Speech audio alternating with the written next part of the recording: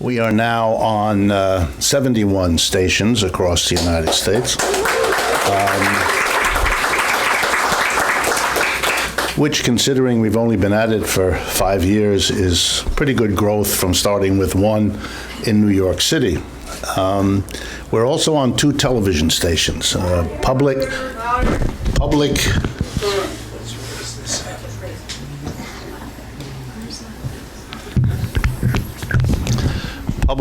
whoops, something went off. Public radio, public television in Manhattan, New York, and here in the Bay Area on station KSCM. I believe that's the name of a TV station here. They now broadcast us as a kind of, I'm like Rush Limbaugh. That is, it's a television program showing me doing my radio program. Other than that, the resemblance doesn't go very far. He likes capitalism. You may have heard that. He's very enthusiastic about it. And as you know, if you listen to my program, I am not. I don't like the system. I really never have. I suspect most of you have your issues with this system, and I want to encourage you in every possible way to take a step back and look at it. And so that's what I'm going to do with you today.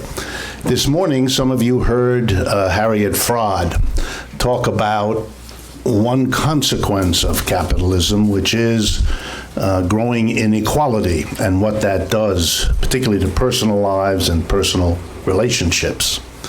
I'm not going to talk about inequality except for one opening statistic that I came across that I thought dramatized. I'm going to talk about a different problem of capitalism, not the problem of inequality, but the problem of instability. The fact that the system is highly irrational, erratic, and up and down in its nature, and that it's going to bite you in your personal life sooner or later, and probably sooner, and I'll explain what I mean. Here's, though, the one statistic that I came across. There's a place you can go. Some of you may have heard me mention this on the radio this last week. There's a place you can go on the internet called billionairecensus.com. And the job of this place on the internet is to keep track of the world's billionaires. And if you went there, and I encourage you to go there, it's not a left-wing internet site, it's much the other way. You would learn that the world today has just under 2,500 billionaires, 2,500 of them. And that if you added them up, their wealth, it would be, if they all lived in one place, imagine that, if they all lived in one country, then that would be the 3rd richest country in the world after the United States and the People's Republic of China, who rank 1 and 2 by wealth. This would be the 3rd wealthiest country in terms of its asset. It would also be the world's smallest country because 2,500 people, as you can imagine, would make a small country, but they would talk loudly with their wealth. How much wealth do they have? $7.7 trillion worth of wealth. If you were to take half the wealth of each of these folks, these 2,500 people, they would still rank among the richest people on the planet, but you would suddenly have almost $4 trillion with which to deal with the problems of the world, which is hundreds, if not thousands of times more money than the total amount of foreign aid, UN assistance, and everything else currently being done. This situation, that there are 2,500 billionaires presiding over wealth that is therefore not available to solve the problems of the world, is one of the great achievements of modern capitalism. And if for no other reason, you should be a fervent supporter of any system that puts that much wealth into such few hands. And when you add that such billionaires include Donald Trump, Well, we're not sure exactly how many billions he has, and he's a little fuzzy on it himself, but I'm giving him the benefit of the doubt. And many others like him, then not only is this system capable of concentrating wealth, but it concentrates it in some of the most capable hands into which it could be concentrated. But as I said, I'm not here to talk about the achievement of capitalism in producing inequality on a scale you would have to go to ancient Egypt to equal. Pharaohs, remember the story, the pyramids and all of that. I want to talk about instability. The word for instability, by the way, you don't hear that much in economics because it's embarrassing to the profession that defends and endorses capitalism to speak of it as unstable. Imagine if you heard someone refer to one of your best friends as unstable, you'd pick up the negative tone of the word. So we don't call capitalism unstable, even though, as I'll explain to you in a moment, it surely is and always has been. So we use other phrases like capitalism's cyclical quality.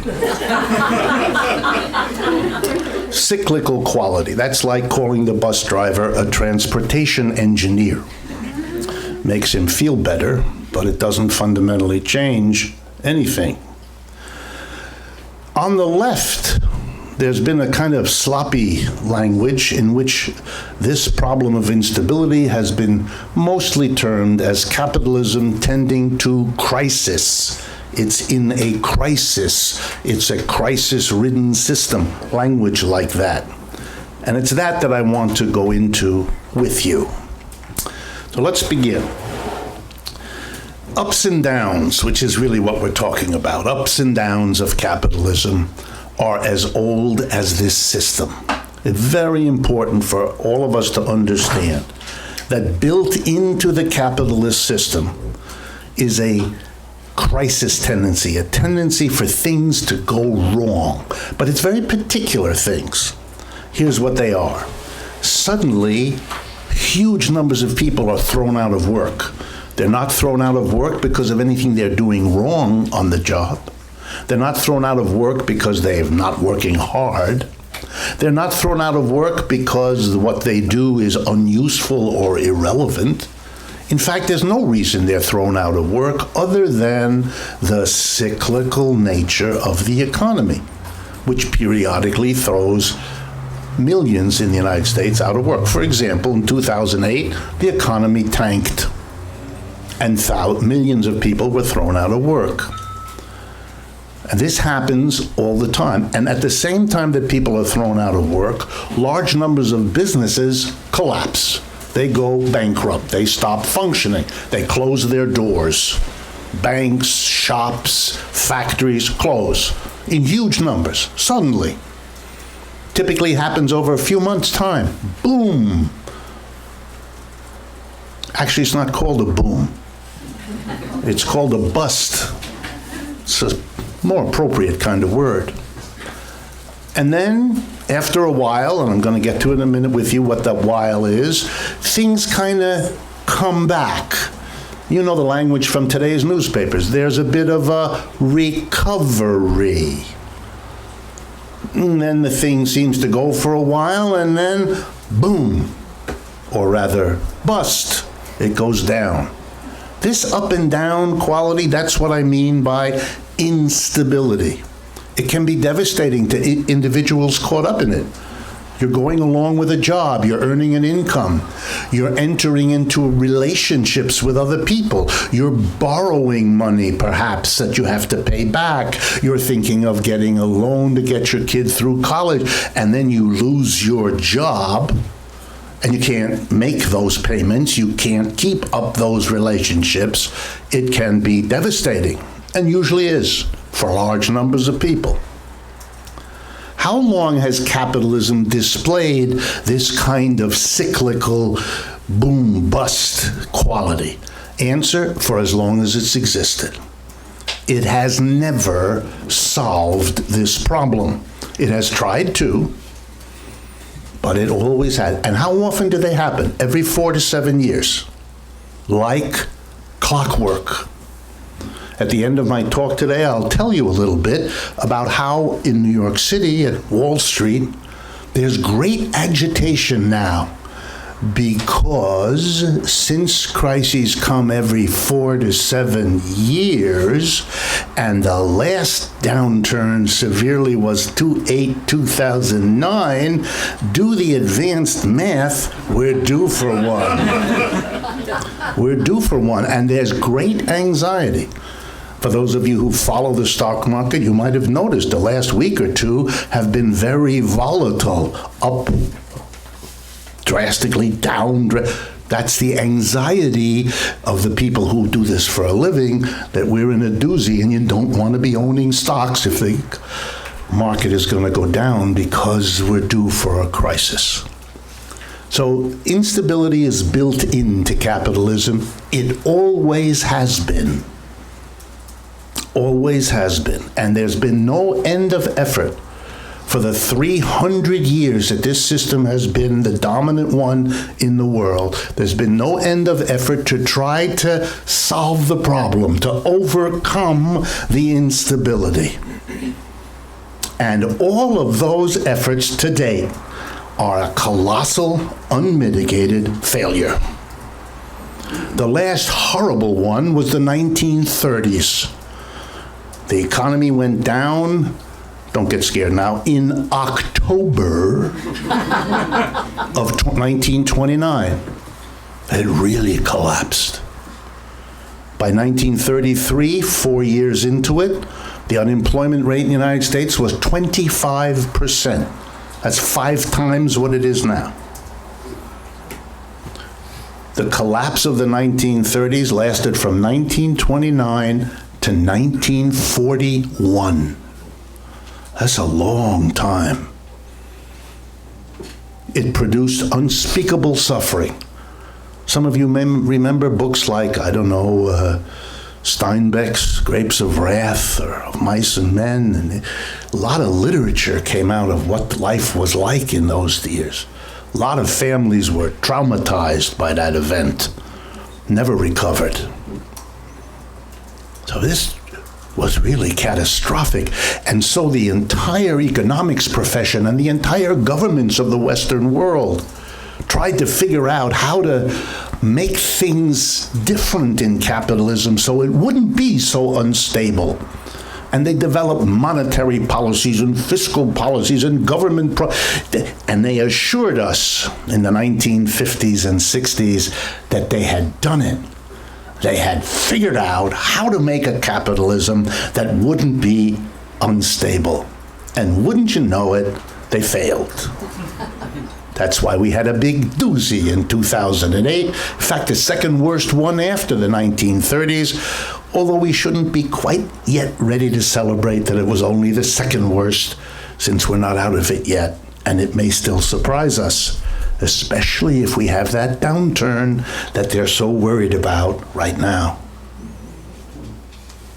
Turns out there's an agency in the United States that keeps track of the ups and downs for any of you that are interested. It's called the National Bureau of Economic Research, NBER. You can go find it on the internet too. According to them, we had downturns in the United States between the end of the Great Depression, 1941, and the beginning of the thing we're in now, 2008. Between them, 11 others. And when you figure it out, it's 4 to 7 years, like clockwork. Okay, now why is this system unstable? And by the way, were feudalism and slavery, did those systems have instabilities? Yes, but they tended to be more having to do with war that would destabilize these societies, and with nature. Too much rain, too little rain, too much cold, too little, that would destabilize. But built in a mechanism that gave them trouble every 4 to 7 years, no matter what the climate was, no matter what the warfare was, that's a unique achievement of capitalism, and one more reason to be a sworn supporter of a system with that kind of instability. I hope when I'm done that your reaction the next time says why you are a critic of capitalism is to scratch your head, look at the person speaking to you and say, how could you be anything else? given the way the system works. It's unstable, and there has not been any discovery, solution, mechanism, rule, regulation, law, agency that has been able to prevent it. That's really important. Next, let's turn a little bit theoretical, explain what is happening here, why it happens, and what goes on. The first part of the explanation is that capitalism as a system is deeply committed to its organizational life, in which thousands, or in this country, millions of enterprises, each makes a decision by itself. Are we going to grow? Are we going to hire more people, buy more inputs, produce more stuff? Or this year not do that, wait until next year? Should we go into producing this or that? Should we compete with this company or maybe that? All of these decisions are made by themselves, by each little company. This has the result of looking like a big intersection into which everybody comes with their car and decides whether to make a left turn or a right turn whenever they think it's appropriate. And discover that when you do that, you crash into everybody. In economics, it works like this. If a lot of companies decide that it isn't a good time to expand right now, we're going to hunker down. We think that the economy doesn't look so good, so we're going to lay off workers because there's no point in keeping the workers we have employed here working to produce stuff we don't think we'll be able to sell. Because you hire a worker now, but you don't have the stuff that worker helps to produce for months or years into the future. So you got to make an educated guess about whether you want to lay out the money to hire somebody now. And it's very dangerous in capitalism, because if you lay out the money now to hire a lot of workers and they produce a lot of stuff and you can't sell it 2 years from now, you're dead. You go bankrupt. Instead of handing out charity, you've got your hand out for it. So the punishment for a capitalist who makes a bad mistake is very scary. So you can see why capitalists will periodically decide, whoa, this is not a good time. Maybe there's a capitalist in this room listening to me who tomorrow is going to say, whoa, I got scared. Or I read something in the Wall Street Journal, or I heard something on the TV or the radio, and or I heard something from my workers, or I read something about the competitors I face. So each capitalist decides, and if a whole bunch of capitalists decide to slow down, here's what they do. They cancel orders to their suppliers. No need to have all that stuff come to the factory. I just laid off 10% of my workers. So they call up the supplier and say, hey, ship me 10% less inputs. The capitalist goes, oh my God, I hired tons of people last year to produce more, and the people I depend on. You understand? Every decision is made individually. Each capitalist telling himself or herself, I'm a smarty. I know what I'm doing, and I won't make a mistake. But unfortunately, this isn't about your mistake. It's like driving a car. You're just as dead if the mistake is by the other person. Capitalism, Marx once said, is the anarchy of production. And the point is, capitalism, priding itself on each individual businessman or woman making their own decision, is, to use a technical term, stupid. It is a stupid way to organize an economy. It may flatter the individual, just like we can have John Wayne coming into the intersection in his wonderful Hummer. But if he makes left and right turns whenever he feels like it because he's such a smart guy, we're all in danger. That's why we have traffic lights. That's why we have rules. You know what those are? Those are the efforts of a collectivity, the community, to govern each individual's behavior so it doesn't add up to mass chaos and killing. But we don't do that in economics. And we think we're smart for not doing it. And the result is we have periodic collapses when the different decisions made by the different capitalists don't work out. Why should they? So what happens is, for example, too much is produced. The capitalists, each one making their own decision, produce an output that simply is more than people can afford to buy. This has got a name. This is called overproduction, or if you like, underconsumption. These are two different ways of saying the same thing. The system produces more. Let me give you an example from right now. The capacity to produce automobiles in the world right now is 2 to 3 times larger than the number of automobiles the people of this planet can now afford to buy. This is a very large problem. This means capitalist enterprises have borrowed billions of dollars to develop the factories, to hire the workers, to buy the machines, to produce stuff they cannot profitably sell. It's a terrible problem. And right now, every major automobile company in the world is desperately trying to figure out how to cope with this problem. One of the results is Detroit is a wasteland. That's one result of this problem. Another problem, that we are destroying a large part of Mexico to make it a place of cheap production of automobiles. Mexico, thinking it's doing real great by having people come down there, doesn't understand or doesn't want to face the fact that what's being built in Mexico is the capacity to produce cars for which there's no demand in the world. And that's going to be a very big problem for a Mexico which cannot afford such problems.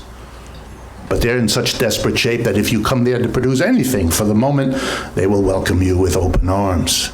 This is a system that is, guess what? Poorly organized. It presents itself as the paragon of efficiency, but it isn't. You know, what you can go to is a factory or an office, and you can see a very efficient operation, but the efficiency is at the micro level. It's at the level of the individual enterprise. But when you put it all together, it's the efficient production of a system that is out of control on the macro level. What good is it that each car entering this crazy intersection is equipped with automatic brakes and sensors and all? If they're making decisions left or right on their own, we're going to have crashes.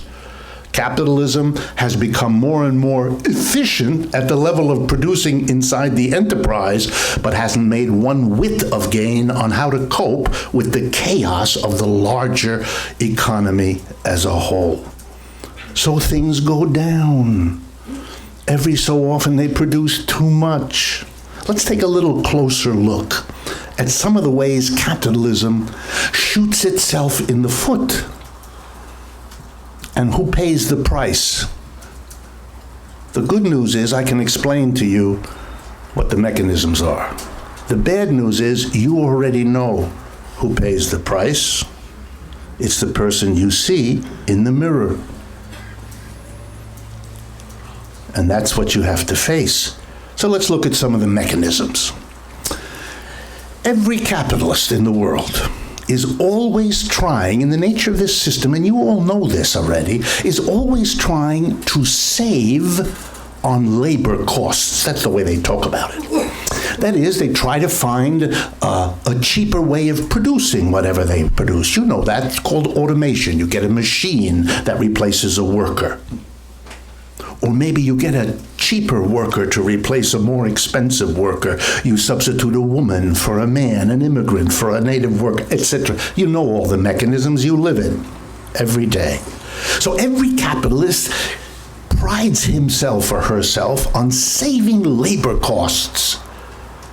You know, many capitalists have left the United States. That's a big issue in Mr. Trump and Mrs. Clinton's debates. They've left the United States to go to China or India or Brazil to get the cheaper labor there, to save on labor. So a lot of the world is about capitalists saving on labor costs. Okay, let's follow this through. Why do capitalists do it? Because Very simple. More profits for them. If they can get the stuff done and pay workers less than they paid them before, that's more money for them to keep when they sell the output. Very simple here. You do not need a PhD in economics to understand this. In fact, I'm here to tell you that if you get a PhD in economics, you will be more confused than you were before you went.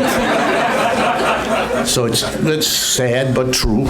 Tells you something about higher education, why they would even have to call something higher education, given that it must imply that something else is lower education, and we sure don't want that. So let's pursue this here. You're successful, you capitalists. You've saved on labor costs. You've substituted a machine for this worker. You've substituted a cheap, desperate immigrant for a local person. You've gone to some far corner of the world where you can get away with paying people less. You've done it. And what's the result? The people, the mass of people earning money have gotten less because you've succeeded in screwing them out of a wage. Because you bought a machine, or because you went abroad, or because you hired a cheaper labor. You've saved on labor, thereby reducing the amount of income of the mass of people to whom you have to sell what you produce. Oh my goodness. What you've done in your own advantage by lowering what you pay to the worker comes back and bites you by having insufficient customers to buy your stuff. Gee. You can't win for losing here. What kind of system is this that encourages the capitalist to save on the labor cost only to discover that that's the worst thing he can do? So what can he do? Raise the wages, but then he'll have no profit. He can't do that. What is he going to do? He has no idea. He does what he does and hopes somehow it'll work out. And for a while it does, and then it doesn't, and then there's too much stuff, and you can't sell it, and you cry. And you vote for some weird politician who tells you a crazy story about how he's going to fix all of this by making you great again. And given how you feel, this is comforting. But neither such a politician nor any amount of suffering you go through solves this problem. It just sits there. In order for the problem to be solved, of course, you'd have to have, let's see now, a mechanism that coordinated what everybody's producing together with the incomes they earn from producing it, so there's enough income for them to buy what they have collectively produced. This is not rocket science. This is, we do know what it is. It's called economic planning. You'd have to have a way to say, you produce this much, but not more, because there isn't need for that. So stop at this point, and then we'll have more of that produced, and we'll make sure people have an income so they can buy. We'd have to work it all out, and the decision would have to be collective, coordinated, rather than this chaotic. It's simply doing for the economy what traffic control does for the intersection. Lights, signs, rules, and 3 or 4 highway patrolmen to help convince you to follow them. We don't do that in economics. We call economic planning evil. It's the government telling us what to do. The same idiot who wants to be able to go into the intersection doing whatever occurs to him or her at the moment, that's the capitalist who doesn't want the government to come in and tell me. It's not some abstraction. The point of governmental planning, or of planning by any entity, is to overcome the inherent anarchic quality of capitalists making decisions by themselves. That's why the socialist movement for 150 years has been in favor of planning. It's an elemental understanding of what capitalism does to itself, by itself. We don't have downturns every 4 to 7 years because of the Soviet Union, or China, or Cuba, or any outside force. To blame the economic downturns on the government, given how little the government can do about most of these things, is a peculiar argument loved only by people who are unable to imagine a positive role for the government. They have a name in our culture. They're called libertarians. They want liberty from the government. Okay, I get that. That's good. But if liberty means there's no coordination, then your liberty is going to convulse you with periodic downturns, and that's maybe the price you want to pay for giving the government no role in coordinating the economy. That's a remarkable position to hold, given the catastrophic effects of economic downturns on this society over and over again, and especially now. All right, let me give you another theoretical example. By the way, these are theories of the contradictoriness of capitalism. That's how they're handled in the literature. This absurdity that every capitalist tries to save on labor costs only to discover that he's just eradicated his own market. The craziness of this system. Well, here's another one. This one has to do with another problem capitalists have. Most capitalists are in the business of producing a commodity, a good or a service that they hire workers to produce. They provide the tools and equipment, and the workers work with them, and they produce an output which the capitalist owns and sells. And the capitalist sells that product for more money than it costs to pay the workers or buy the materials, and the difference is the profit the capitalist keeps for himself. So far, I think we're all on the same page. Now, it turns out that the capitalist, in all advanced capitalist countries, has to solve a couple of problems that are troubling. It turns out the capitalist realizes this very early on, or else he disappears. When he's done with the production process, say producing chairs, or pick chairs, why not? He's got on his hands a lot of chairs. That's not what he wants. He actually has no interest in chairs at all. He doesn't even use them in his own house. He sits on the floor.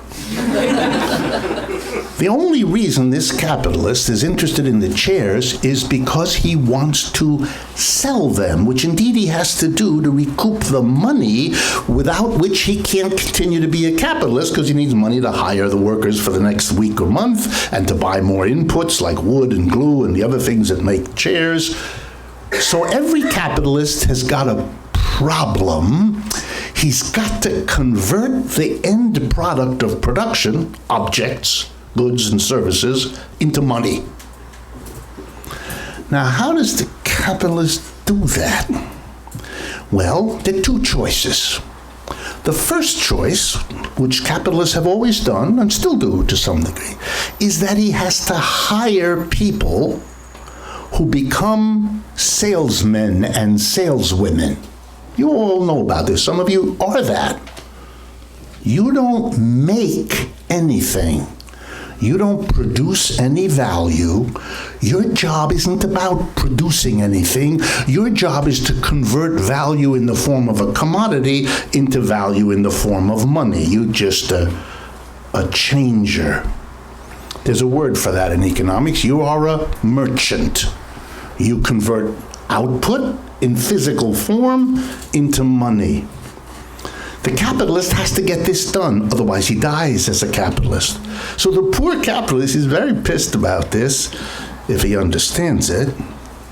He has to take a part of the profit he gets from the workers who make stuff and use it to pay the people whose job it is to convert those things from physical to money, the merchant. Here in the United States, This has led merchants to say, hey, this is exciting.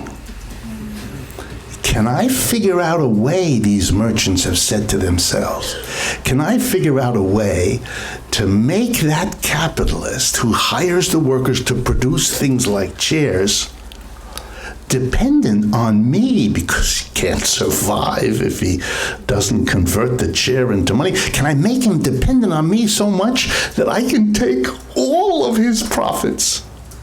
You might as well give them to me to convert the goods into money because he's dead if he doesn't.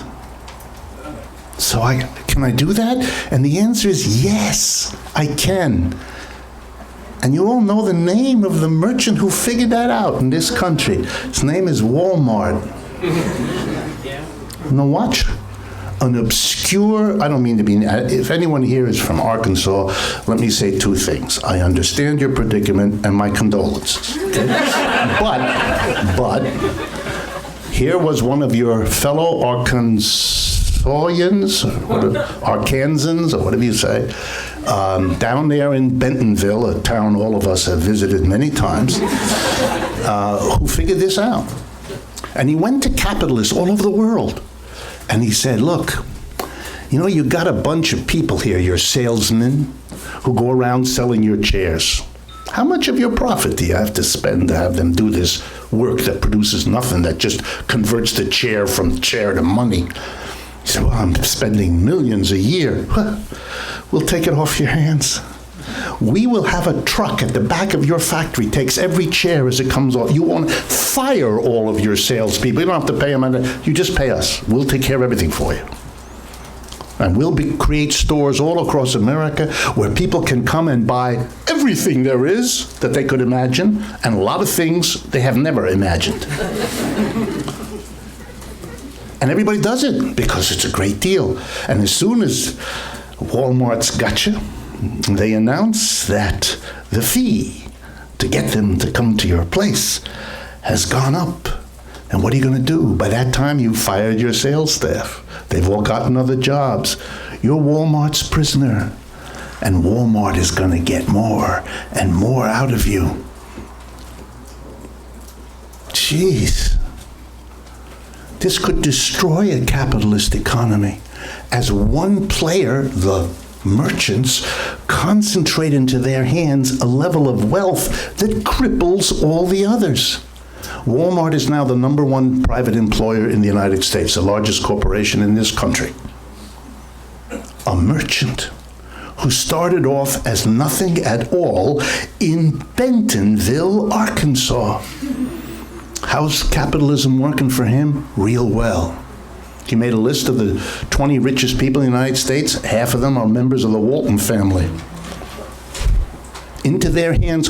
Is this good for lots of capitalists? No, it's a disaster for them. You know who's played the same game? Another group of people who don't produce anything.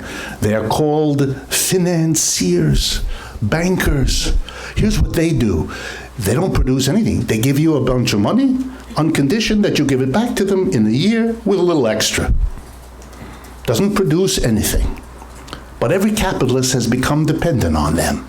Has to get credit. Has to get money when they need it and they don't have their own. They go to the financier. He says, fine, here it is. You got to give it back to me at the end of the year. And if you have trouble, well, we can negotiate. And you're going to have to give me more because you're a problem. You have a bad credit risk. Does this all work out? No.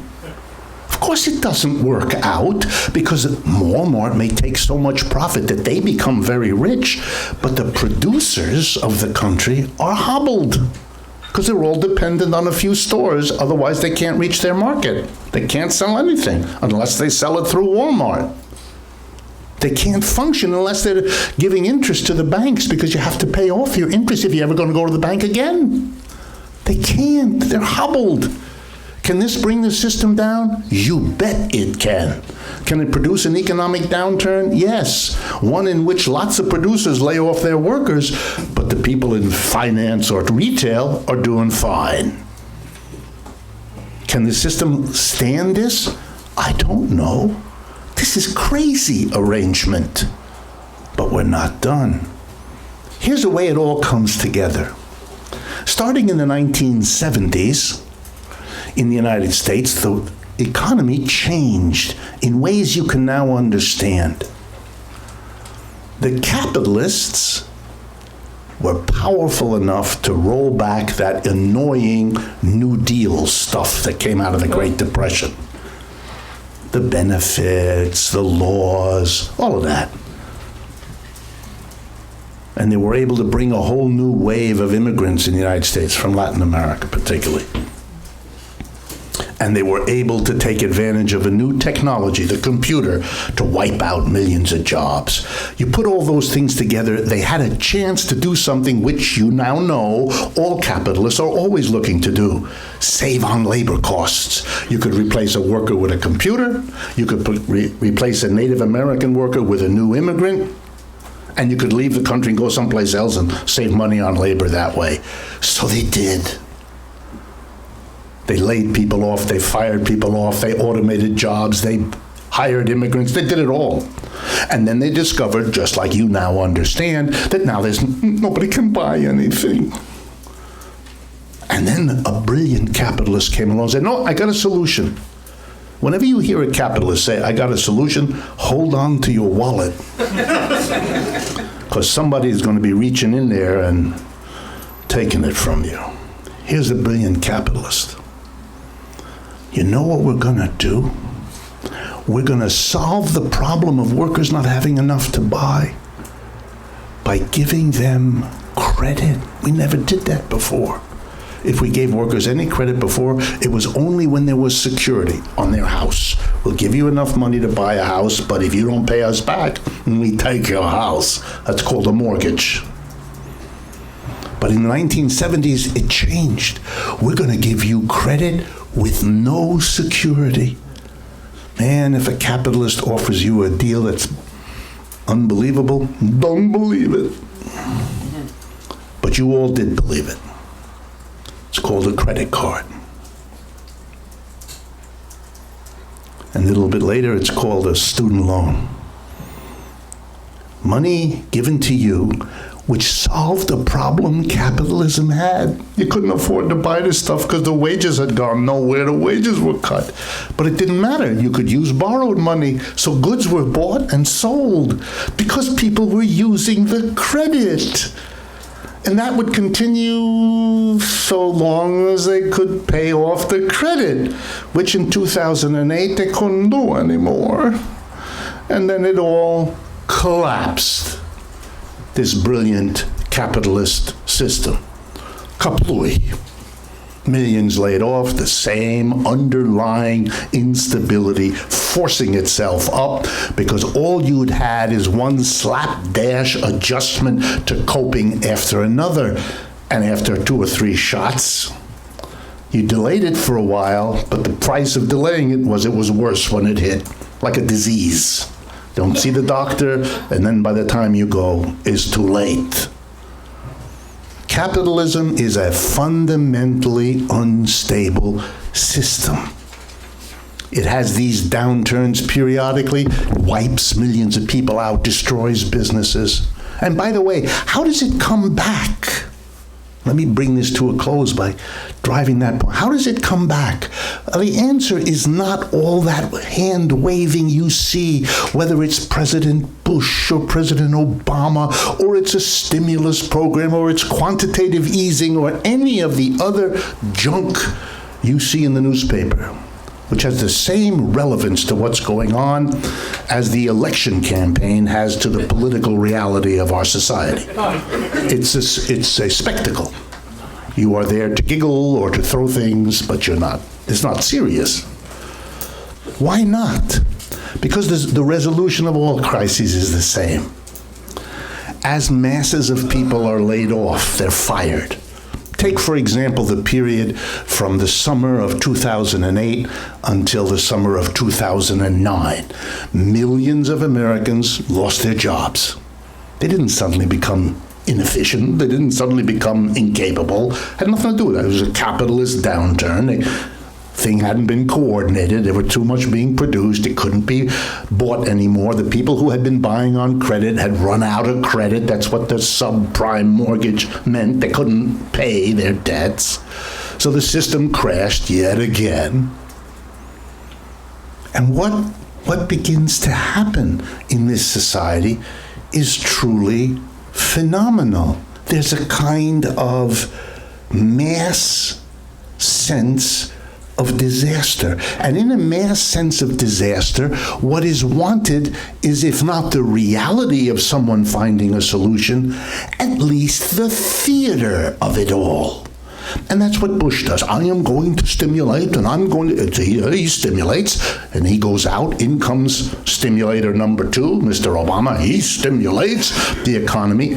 Meanwhile, year after year goes by, and what's happening? The wages are going down in America. Why? Because that's how we solve capitalism's problems, like its economic instability. When workers lose their job, the first thing they do is they're lucky, they go on unemployment. Many of you have done that. You get your check for a while. But if you don't find a job, as millions didn't, then you run out of your unemployment after a certain number of weeks. Well, then what do? Well, if you have some savings, you dip into those. If you have relatives who give a damn about you, you dip into them. If that doesn't work, you begin to steal your neighbor's car, things like that. Or hit them over the head with a frying pan when they're not noticing it, and so forth. You do what you can to survive. But pretty soon, your neighbor locks the car, looks at you in a funny way, keeps a distance, all of that, and you've run out. So you now have to do what all is left. You have to go back to the labor market and say, yeah, I was getting $32 an hour, but I'll work for 12.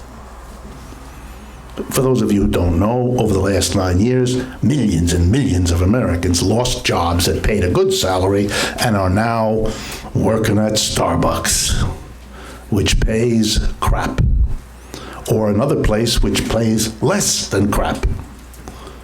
Wow, that means the whole cost of labor is going down. And you know what else happens? Tens of thousands of little businesses collapse. They have to sell, as part of their collapse, their desks, their furniture, their computers, their vehicles.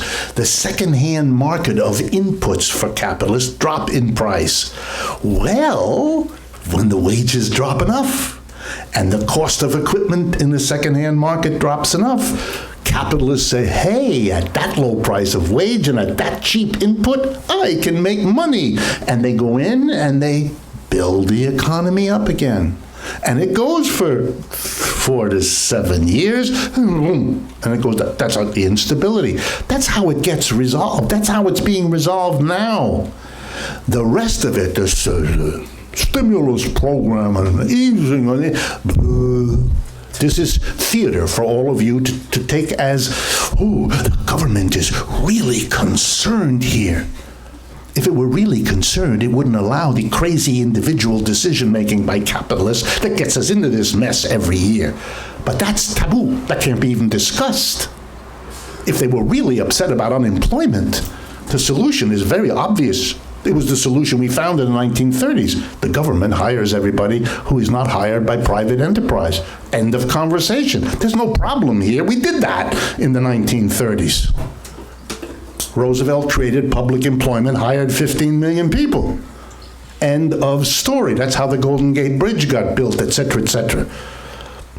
The benefits have lasted decades since. There's no problem in solving these things if. But the if is the impossible thing. You can't question capitalism. The only reason they did it in the 1930s is that you had, as Kip says all the time, you had a mass movement from below that was frightening the people at the top. Communists and socialists and unionists who were saying, hey, you better do something or else. That frightened them. Then they did stuff. But this is the same problem.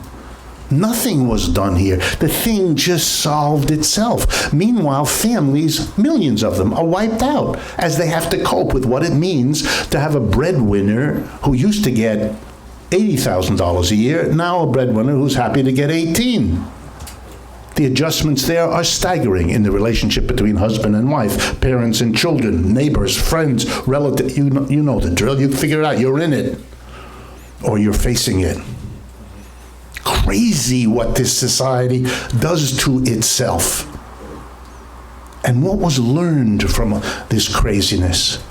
The business, the people who sold the debt solution in the 1970s and 80s that gave you all credit cards, just remind you of the history. Before the 1970s, credit cards were only something given to a few businessmen and women traveling. American Express had the market, that was it.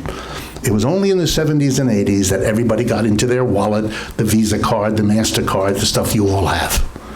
Mass credit with no security. Nothing like a house to back up a mortgage loan. Credit card, got nothing. That's why you pay high interest rates on credit cards. You know what the banks did who issued the credit? They said, this is fantastic. We're going to make money off of every American worker by charging them wild amounts of interest on these credits that we give them. It'll keep the economy going by selling stuff to people with loans. It'll keep the banks going by making huge interest on the loans. And then the banks, because this is capitalism, said, wait a minute. They hired some clever graduates of business schools, masters, MBA. MBA sounds like an athletic association, but it isn't. It's the business team. They said, you know, there's more money to be made. We can invent a new kind of security. Here's what it is. It isn't a share of a company that makes something. That's old capitalism. We got a new one. We're going to create a security that's actually a bundle of people's debts. And if you buy that security, you are providing the money which we, the bank, will then lend to consumers who have to pay it back with interest, and the flow of dividends to you as a shareholder will be a piece of those debt payments that the consumer makes.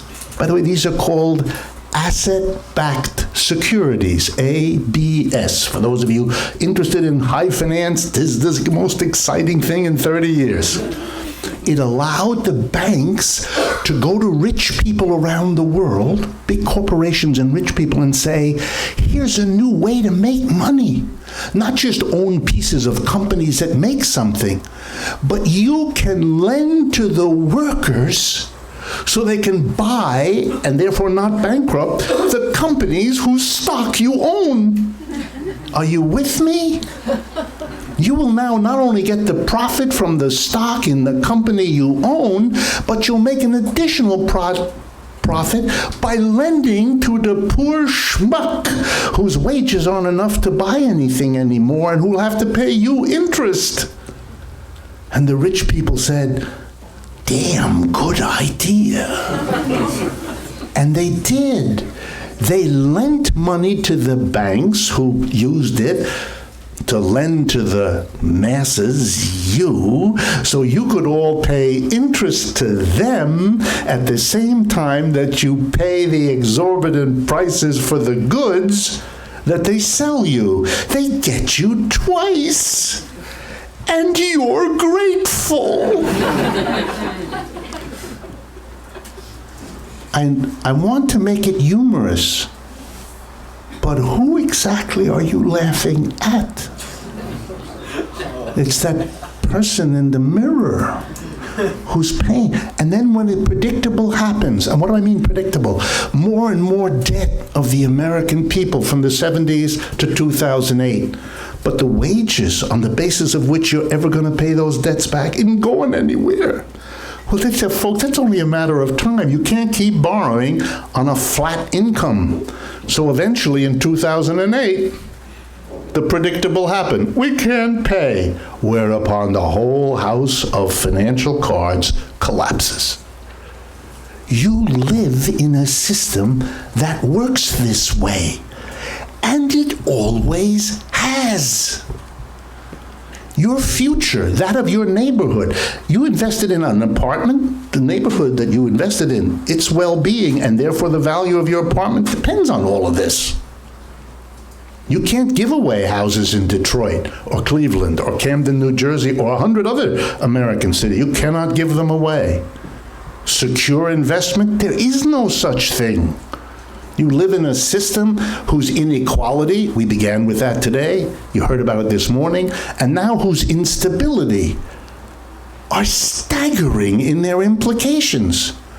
Why on earth would you accept this? Why do you live in this? Why do you accept this insecurity? Some of you have heard me say, because I like it and it seems to get a good rise out of my audiences, if you lived with a person as unstable as capitalism, you would have moved out long ago. Why do you live with this system? Why do you question people whose mentality says, we've got to change this system, not fix it, not another presidential candidate saying, I got to fix, we're going to do this, and we'll have this law, and this, stop. You've been there, we've done that, that's over. Nobody could be that stupid that many times. Not even us. System change is what has to happen because everything else has been tried. The one thing that neither Hillary nor Donald can begin to say is to dare to say, this is a systemic problem. We offer a systemic response. They can't admit the problem, therefore all they offer is warmed over versions of what has failed over and over again. Crisis is part of capitalism. Last point. Capitalists know this. That's why they have spent as much time and energy trying to develop solutions. They know they got a problem.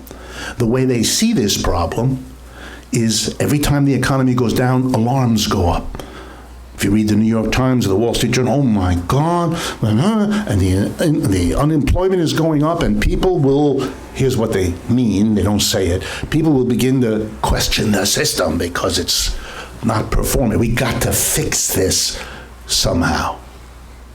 But the biggest thing they achieve by talking about quantitative easing and monetary policy and getting all excited about the latest things that Janet Yellen has said to the press in her press conference last Thursday, the real purpose of all of that is to deflect you away from the systemic recognition and the systemic question.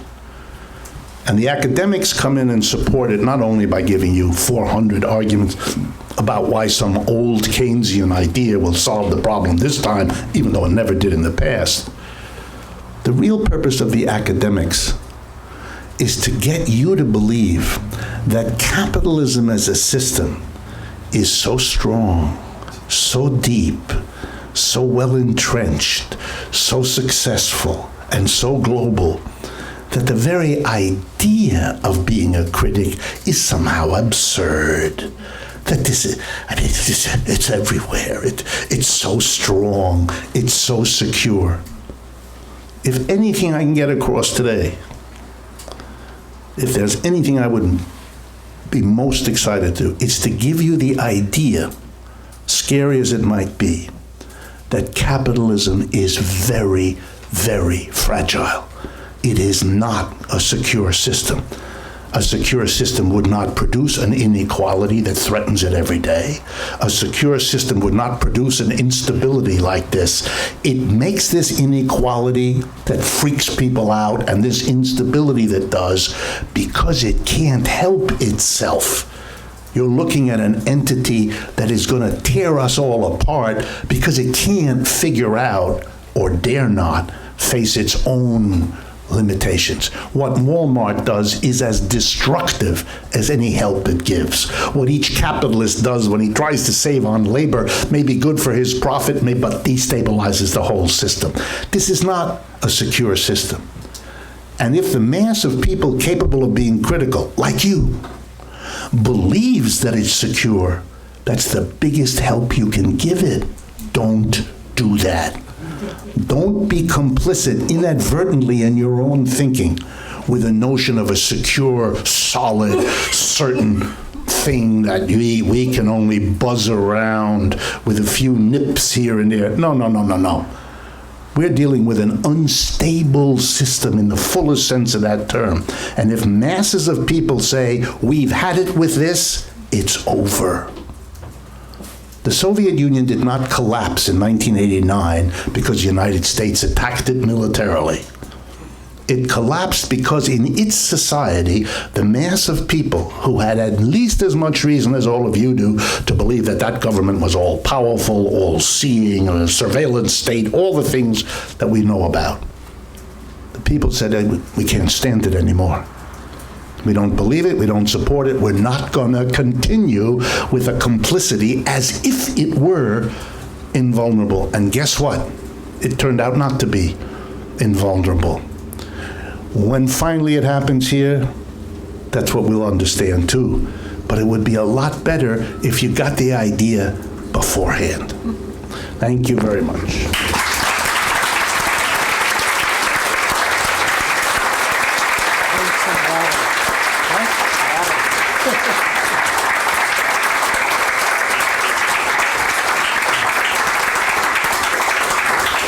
Okay, so the way we run this, we'll take, I didn't ask you. You want to take three? Anyway, you do it anyway. Okay, so given the size of the grouping and the experience that we've had in sort of we're going to take 3 questions. We'll hear them. Sometimes it'll provide a synthesis. Rick will be able to provide a synthesis. Sometimes we'll have to hit on each one. We ask you to limit your comments or questions to 2 minutes. That'll enable as much conversation as possible. And I'll also call on people who haven't yet spoken, call on them before the people who thought of another thing they'd like to ask or say. Okay, so I'm going to go down this row and then down that way. 1, 2, and then 3. Okay, so. Good afternoon, Rick. Thanks for coming out and taking the time. It's really appreciated. I want to pick up on your very last point. Having one that's been worked at the KPFK in Los Angeles and recorded a lot of these lectures and been at them, I want to pick up your very last point. Because hearing these tales of woes and everything that comes down, there are well-meaning and erudite people, well-read, that will get up at these events and say, capitalism isn't working. When the point of the fact is, it is working. And the thing is, it comes right even down into our current politics, in terms of what's happening now, in terms of the election, and in terms of, and I'm going to offend some people here, having to do with popular political figures, namely Bernie Sanders, Jill Stein, and Shama Sawant. They want to reform capitalism, and they keep putting that in different ways and doing it in different ways, but it's the same thing. How do we get to a point where we can get people to say it is time to throw off capitalism? Okay. So you're going to take 3. Yeah, Do you remember that? Okay. Then the second was somebody in here, yeah. Hey, my name is Peter. Thank you very much, Rick. You'll have to speak up. So my name is Peter. Thank you very much, Rick. I agree with everything you said. One thing I do disagree with, and I think we're going to get to that, is I heard we're going to offer solutions instead of just talking about the problem. So you're talking about the problem. I'm on my second go-round of, in the last month, of reading Robert Reich's Saving Capitalism for the Many, Not the Few. A lot of the same ideas introduced, and he talks about the 5 building blocks of capitalism. My idea, and if you could talk about a little bit, is one of them is enforcement. So to take one further from him, I would say enforcement without deterrent is not enforcement. So you brought up New Deal. How do we bring back the New Deal? How do we get the antitrust to come back? How do we break up the cyclical, great wealth for the great many, which buys political power, which gets us to the point where we're considered corporations people? Okay, and then 3. Yes. Hi, Richard. Thank you again for all that you do. Inherently Wolff, we had in San Jose with Richard Hobbs, the June agenda. Right. Up higher. No, it's fine. Richard was going to be here today, but he's got the flu, so he asked me to ask his question. One of the things that we asked you about after your talk in San Jose was about looking at what Cuba is doing now to try to have a viable socialism with cooperatives, workers' cooperatives. And you hadn't looked at that yet, but you said your group was going to Cuba. And so the question is, have they yet gone? Can you now speak about whether the form of workers' cooperatives that they're developing seems like one of the alternatives that we should be looking at? And also for Richard, I was supposed to bring flyers, but I forgot, but Human Agenda and Richard are having a group going to look at cooperatives in Cuba in January, so since I forgot the flyers, if anybody wants to ask me about it afterwards, you can. Okay, there's your three. Okay, let me try heroically and briefly. They're all very good issues and questions. For a long time, it has been the limit of left-wing politics to reform, improve, fix capitalism, because it was believed by most of the people who were able and willing to be critical of capitalism that that was as far as one could legitimately go. That if one went beyond fixing it, saving it, even saving it from itself, which is what Robert Reich said, even Hillary Clinton at one point, early in her debate, said that sometimes you have to save capitalism from itself, and positioning herself as doing that. That has been the notion that that's the limit. If you go beyond that, people stop listening, then you are crazy or a kook or something worse than that, an evil communist from God knows where. And so you couldn't. You didn't want to lose your audience. So the limit of how far you could go was this reformism, whatever word you want to put. And I wouldn't be so harsh, maybe, as some of you, about understanding the limits of political possibility in the United States in terms of even a dream of a large or mass audience. You dare not go beyond that. Well, why was that? Well, that goes to the second point. At the end, in the Great Depression, and I don't want to spend a lot of time, I do this on the radio periodically, you've heard me, but very quickly. In the depths of the Great Depression, the American people acted differently from the way they've acted since 2008. They were angry and they were determined to fix and change things. You had an enormous communist party, you had two very large, well-organized socialist party, and you had the greatest upsurge of labor movement mobilization that the country has ever seen. Never had anything like it before, we've never had anything like it since. You have to go back and read about it now to even get a feeling for what it was like. But it was very successful. Tens of millions of people identified either with the communists or the socialists or the labor movement or all of them. And they worked very well together despite all their disagreements. Well, that produced the New Deal. Franklin Roosevelt was a middle-of-the-road Democrat. He wasn't even a left-wing Democrat. It was nothing when he ran for office. He became what he later became because he responded to something from below. Why is that important? Because after the war, that was understood by the business and right-wing community of the United States. They understood real well that the problem wasn't the Democratic Party and the problem wasn't Franklin Roosevelt. The problem was the movement from below. And they went to work to destroy that. They figured out what the weak link was. It was the Communist Party, which could be portrayed not as the militant leader of organization efforts, which it mostly was in the 30s, but instead as an arm of a foreign power. That was a wonderful way to kill them off. You did that. Then when that was done, when you got rid of them, then you went after the socialists. And you taught the American people, it's very important, you taught the American people that socialists are exactly the same as communists, they just spell it differently. No, seriously, this is very serious.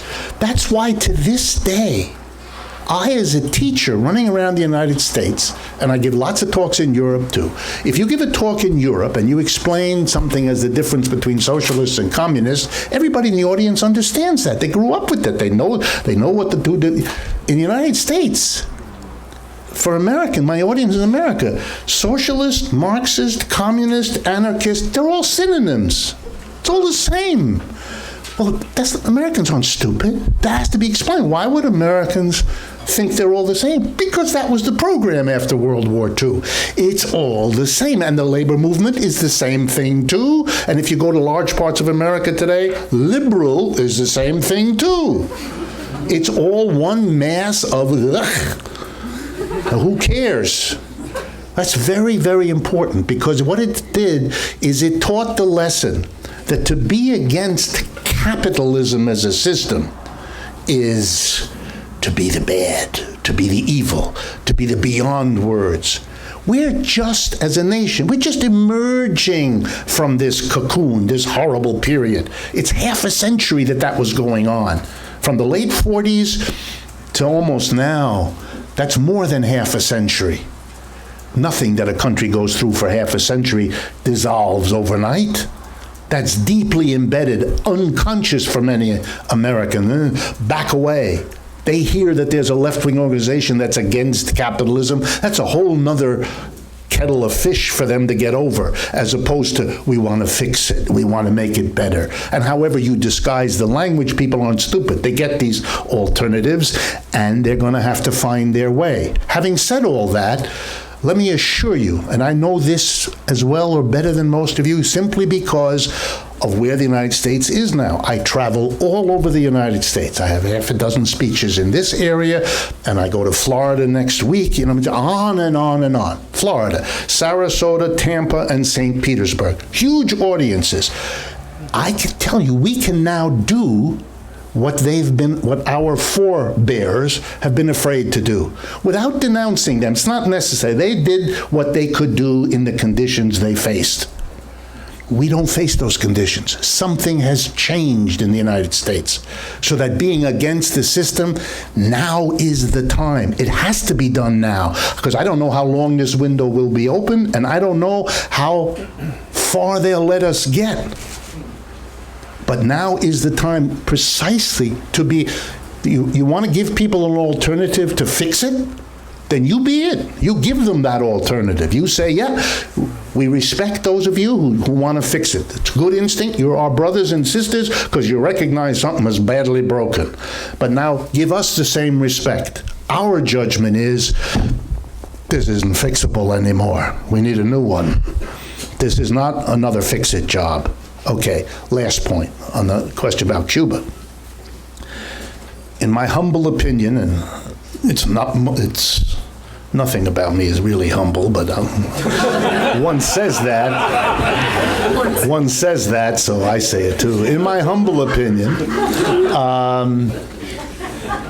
the solution, if one can dare talk like that, the solution has to involve something that our forebears, who taught us a lot, didn't see. And that's not disrespectful, because every generation sees things the people ahead of them didn't. It's the way life is. So I see something. I see that the past experiments with socialism, the Soviet, the Chinese, the Cuban, and so on, were very focused on the big picture. Who owned the means of production, private or state? Whether the economy was planned by a central authority or left anarchic. They focused on those problems, and those are real problems and important problems. But they didn't focus on the organization of the workplace. They pretty much left that. They got rid of the private capitalists, but they brought in the government officials, who did pretty much the same thing. So for me, the solution is, let's correct that mistake. Let's focus ourselves now, not just on the planning and on the collective ownership, important as those are, but let's really address what wasn't addressed before, the radical transformation of the workplace, so that the people who work in a store, a factory, or an office together democratically decide what goes on there.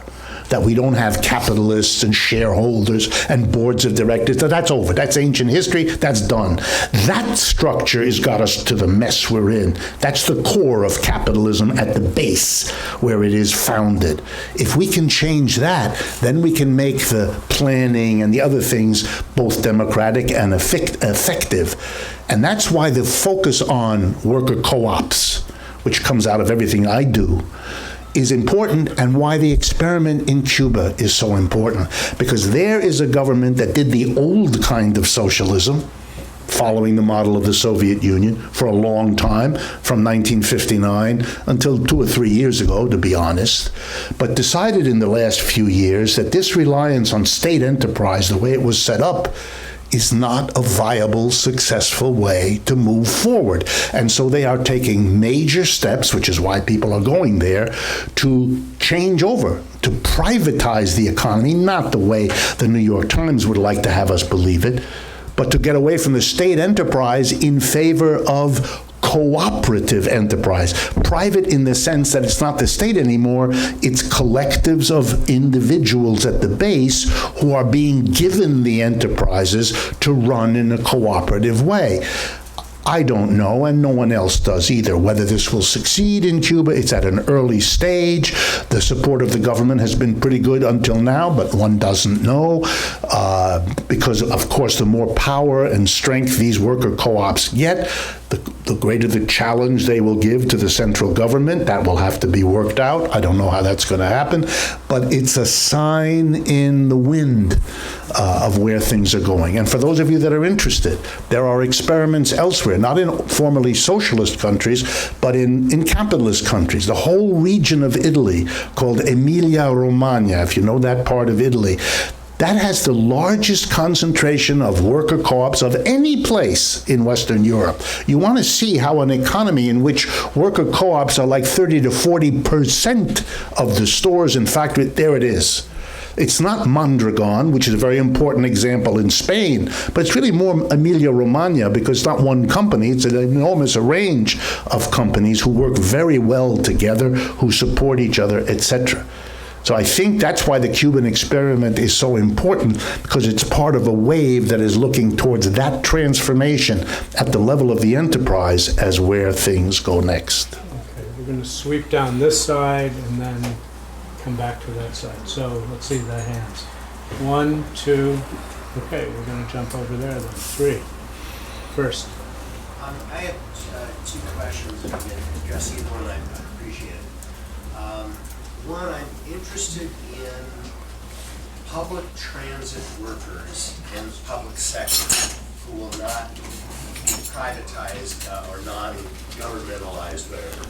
And the expansion of, like if we had a world-class public transit systems, then we'd say triple the number of people employed and all the implications of that for employment. And if you could speak about that. And then the other thing is intellect workers. I was a member of the Graduate Students Union at Cal, which is UAW. UAW, that local, UAW local 2865, is the biggest UAW local west of the Mississippi. Now, I'm hoping that that perhaps brief experience that people have as union members of the UAW will make them want to stay union members and use their intellects and demand that they have the opportunity to use their intellects to ask useful questions. I'm also now currently a member of another UAW local, UAW 1981, which is the National Writers Union. And I'm hoping that we're going to start focusing a relationship between the two. Anyway, I just wanted to ask you to comment if there's the things worth talking about. And then, where'd that guy go?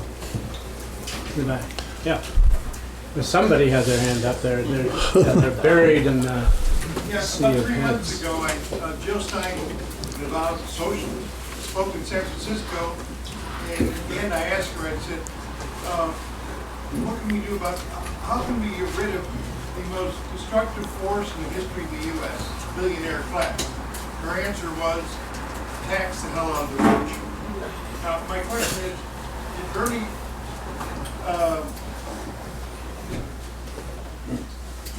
Sanders, was Bernie Sanders good for the cause of socialism? Okay, and then we had the third here. Yeah, Charles, one of the editors for Class Warrior. I think the Marxist view of the origin of crisis is slightly different than the one you present. If we look at volume 3, chapters 13 and 14, you know where I'm going. Yes. About the tendency of the rate of profit to decline. And most recently elaborated by Michael Roberts in his book, The Long Depression. I think we have two different views in the socialist movement about the origin of crisis.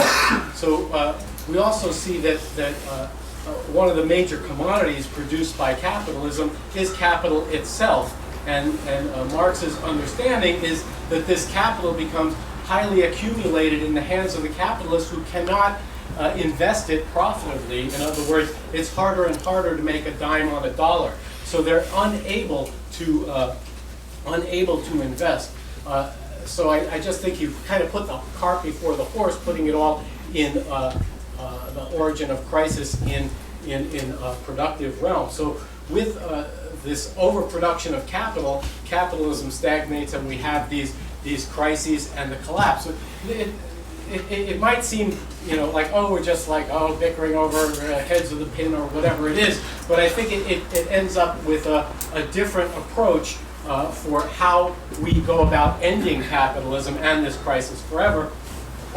Because if we can find the solution in underconsumption, then we can maybe tax the billionaires by half, pass out all the money, and everybody can buy what's needed, as opposed to overthrowing capitalism by expropriating the capitalist class, which takes a revolutionary party, and it takes a revolutionary movement that has a program that puts on its agenda a workers' party that fights for a workers' government that expropriates the capitalist class by the workers themselves. So I think that's a discussion I'm sure you're familiar with. It goes on all over. There you go. Okay. Transit Workers Union. It's hard for me not to get into a conversation about transit. It is one of those areas of our economy where the irrationality of what we have is mind-blowing. The wind is also blowing. Think about it with me for a minute. The automobile is the largest polluter of our air. The automobile uses in vast amounts of fossil fuel, which we all know what that's about. It causes more death and injury than anything else in the accidents that we all have. It is lunacy as a way of moving people around, even if it didn't have all those other qualities. So the only rational way to do this would be to have mass transit in all the urban and suburban areas, and then at the edges of all of the cities you'd have what you already have, which is depots where people who need a car for something can go and get one. We call that Hertz and Avis and all that, but that could be done rationally for everybody, and then we wouldn't have any of this craziness. It is wasteful beyond all words, etc., etc. We haven't solved that problem because we can't do that without challenging a capitalist system that has become dependent over time on everything having to do with the automobile. That's where we locate. Suburbia is a creature of the automobile, allowing you to get from the rural excess into the urban area, unless it were, transformed by public transportation. We have industries that are dependent on it, our major oil industries, our major car industry, plastic industry, chemical industry. It would take a radical alteration of the whole structure to solve this problem. Capitalism left to itself cannot solve the problem. You can see the height of this, that the solution now with new technology is to produce a self-driving individual car. Where even when you have the new technology, they still don't want to understand what a collective solution might look like, which would have to do with public transportation. Well, why is that? Again, I don't have enough time, but a little math example, which I did on the radio the other day, which some of you may have listened to, but I can do it very quickly again. Imagine a capitalist who sells something, doesn't matter what it is, and has a workforce to make it. And then along comes a new technological innovation, a new machine. And with this new machine, you need 10% less labor than before to produce the same cars. So the capitalist can produce the same cars or whatever it is, earn the same money, sell it at the same price, but keep a bigger profit for himself if he fires 10% of the workers. It's simple. And most capitalists, faced with this situation, would fire 10% of the workers. But of course, there's an alternative. If you need 10% fewer people to produce the same cars at the same revenue for the capitalist, what you could do is give everybody 10% less work per week to do. That would solve your problem. Everybody's work week goes from 40 hours to 36 hours. After lunch on Friday, everybody goes home. The exact same number of goods will be produced at the same price, the same revenue flow to the capitalist, who can keep the same as he did before, same profit, and give the workers exactly what he gave them before. And the benefit is to the workers, they all get 4 hours of free time. Same wage. You understand the economics?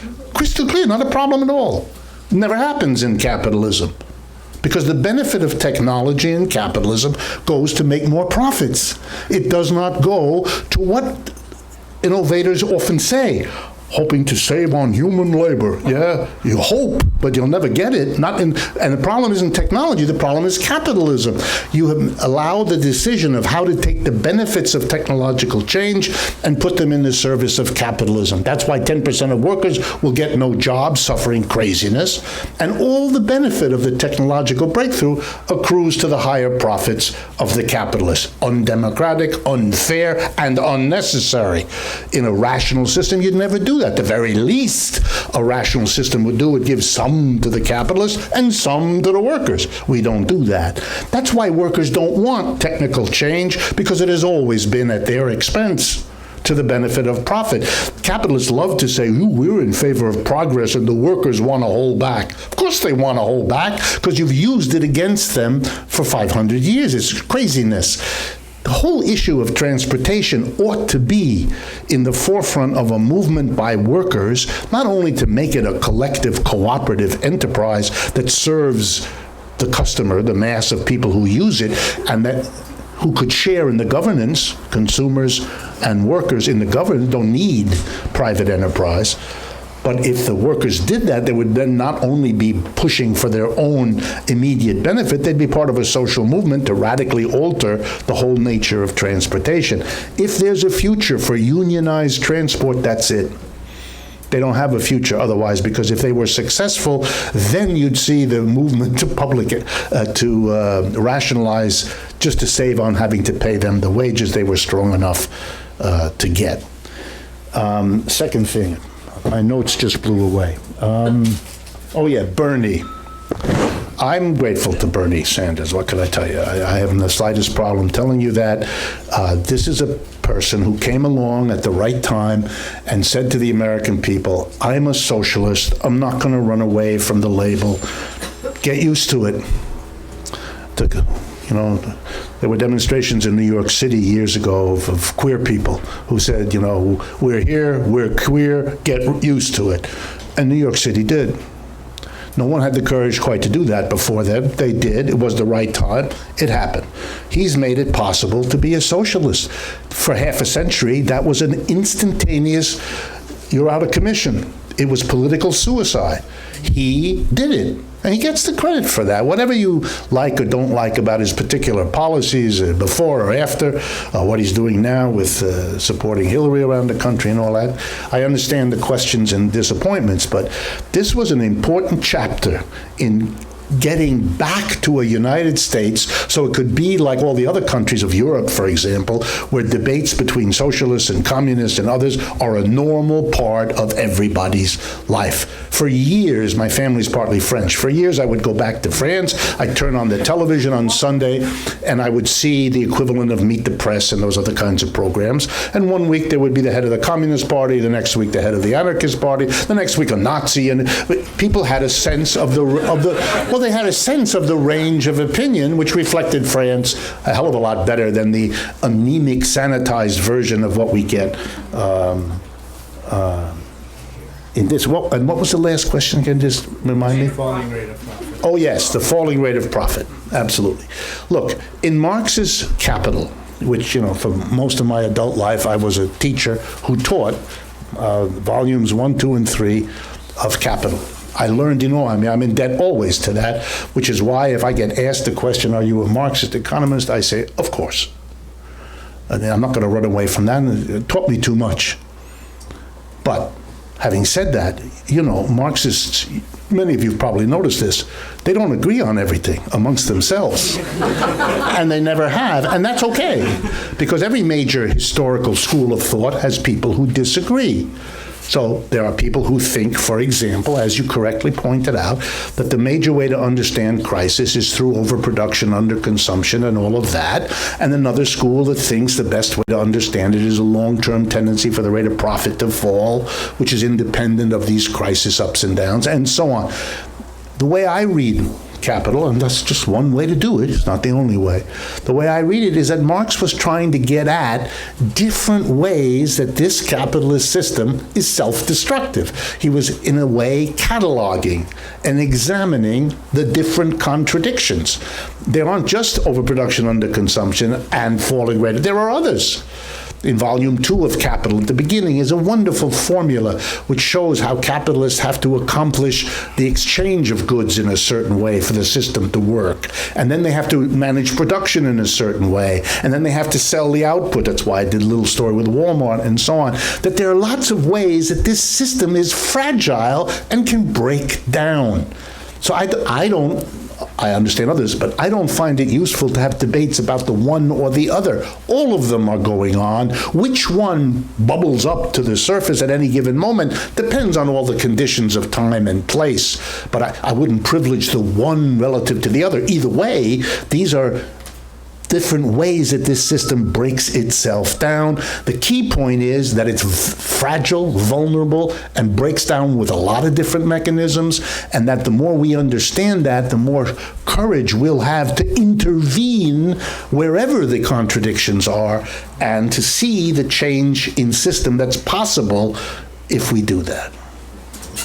Okay, I'm going to give a 15-minute warning. We usually give a 10-minute warning, but given sort of our situation, so we'll start at the back and move forward. One. She's got loads of people here. 2, 3. I see another hand. Okay, and then we'll get to this side. So 1, 2, 3, 4, 5. Okay, got that? So quickly, we'll take 4 this time. Okay, real fast. So I'm wondering if you could clarify a little bit this question of socialized production and a real socialist society, because a socialist society, yes, there will be cooperative enterprises, but it's on the scale of the world. We're not looking for an island of cooperatives. That would be radically insufficient. And then number 2, a collectivized workplace under capitalism isn't necessarily a means to an end. It's one thing to collectivize a small shop, it's another thing to collectivize perhaps a even larger shop. It's another thing to collectivize Chevron, to collectivize the oil industries, to collectivize the that's a declaration of civil war, and it's not a means, it's a revolution that's going to take the revolutionary seizure of power in order to carry out the cooperatives that you're having. So I'm wondering if you can just clarify that aspect. Okay, next one quickly. Whoever, yeah. I wonder if you could comment on the nature of money, particularly since the subprime mortgage crisis. I see younger people who don't like cash, don't even want to look at coins. They believe in credit cards, debit cards, digitalized money, Bitcoin. What is money at this point in our world, and how does that contribute to the instability? What happened to number 3? Okay, we're jumping over 3, so you're, okay. You, him, and then you. Quickly though. Yes, actually, some opponents of capitalism, we say that, I think we made a mistake saying that, the laissez-faire neoliberal capitalists, they say like the government out of the economy, and actually they go for the government to intervene, helping privatize resources, to regulate and to enforce a new government intervention favoring the capitalist class. As you know this treaty that was written in the early 90s, the reinvention of government, became the Bible of the new liberalism. And actually, one example within the realms of the American empire about governmental intervention in an economy through, in this case, through imperialism, is how the imperialist government of the United States intervenes in the economy now of Puerto Rico, actually, demanding that the government, that, placing this board in place, and, yesterday they publicized that they put 5 public corporations under the control of this so-called board. So that's one way that they use the government to enforce the hegemony and the dictatorship of private capital. So I want to end up by saying thank you for the Revolutionary Workers Group for putting this conference, and thank you, Dr. Wolff, for coming here. Yeah. This is a very non-theoretical, empirical question. You came up with Walmart as the quintessential merchant playing that role, and I thought you were going to say Amazon, and I have no idea where Amazon is. It got the same potential, but it's just much smaller right now, or what? As I order everything through Amazon. So we'll do those 4, then hopefully have time for 1 or 2 more, probably maybe 1 more, because we have to end at 3:30.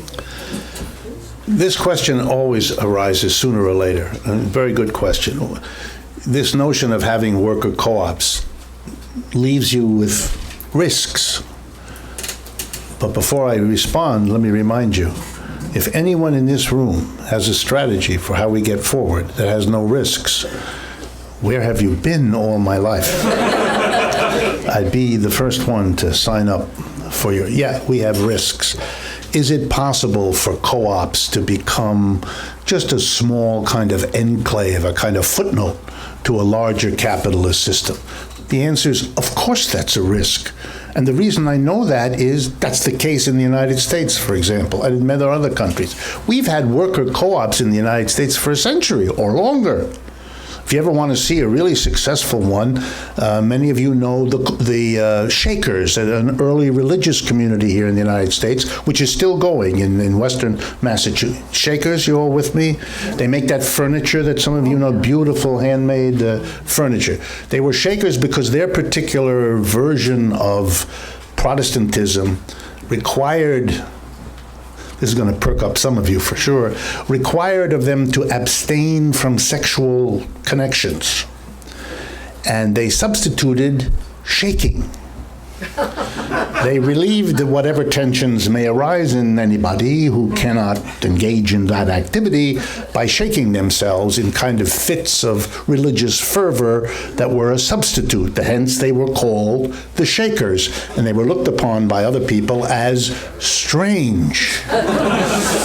But they made an interesting decision, and the decision was that they would not only be a Protestant sect in early colonial America, but that they would offer a place for women seeking to escape abusive relationships to find a home.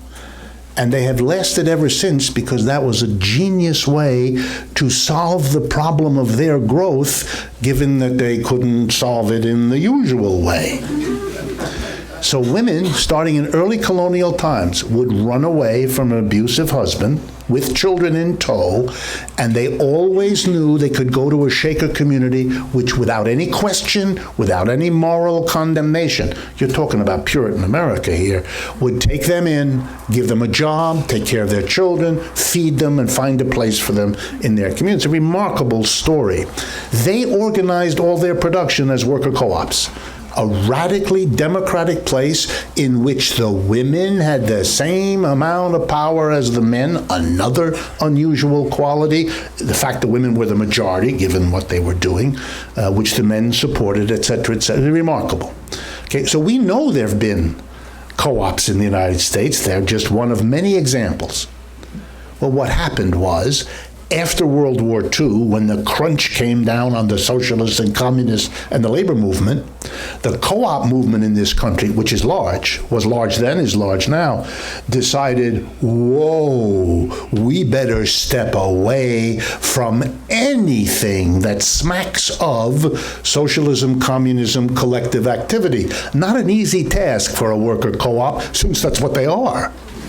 So they cleaned up their act, to make a long story short. They presented themselves as a lovely, warm, cuddly kind of sideshow to American capitalism, where lovely people, particularly in rural areas, would get together and like they made quilts in a group, they would have a little worker co-op, but nobody should think it's about social change or a social movement or it has anything to do with anti-capitalism.